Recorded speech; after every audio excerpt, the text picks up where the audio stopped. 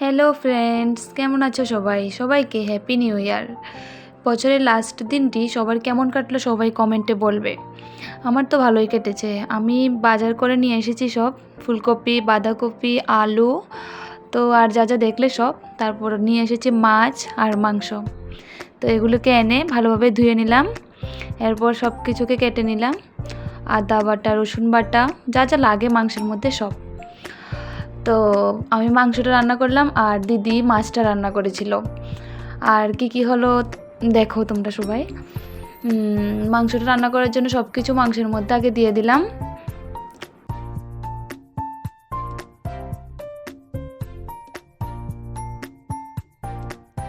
আর বাটা মশলাগুলি দেওয়া হয়ে গেলে তারপর সব গুঁড়ো মশলাগুলি দিয়ে দেব।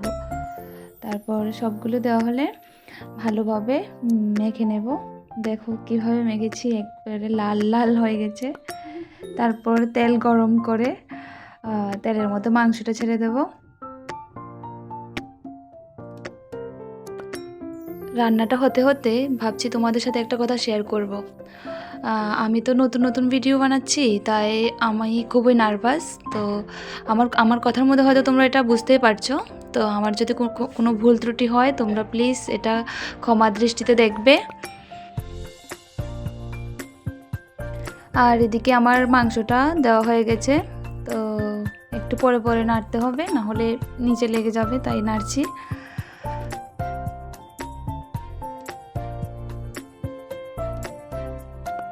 মাংসটা রান্না করতে করতে একটু পাঁপড় খেয়ে নিলাম। মাংসটা রান্না করার আগেই পাঁপড়টা ভেজে নিয়েছি। মাংসটা প্রায় হয়ে এসেছে, এর মধ্যে দিয়ে দিলাম আলুগুলি আমি আগেই ভেজে রেখেছিলাম। তো এরপরে চলে গেলাম দিদির ঘরে। দিদি মাছ রান্না করছিল।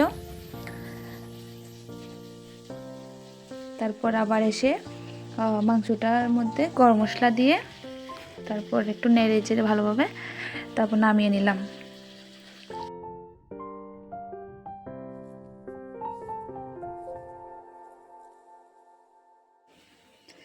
আর এরপর রান্না করেছি ডালটা আর কি বলবো রেসিপি। আমাদের স্টুডেন্টদের জন্য তো সবচেয়ে সহজ রেসিপি এটা। ডাল খুব ঝটপট রান্না করে ফেলি প্রেসার কুকারের মধ্যে সিদ্ধ করে। এবার স্যালাডটা রেডি করে নিলাম, তোমাদের দেখিয়ে দিচ্ছি কি করলাম রান্না আমরা।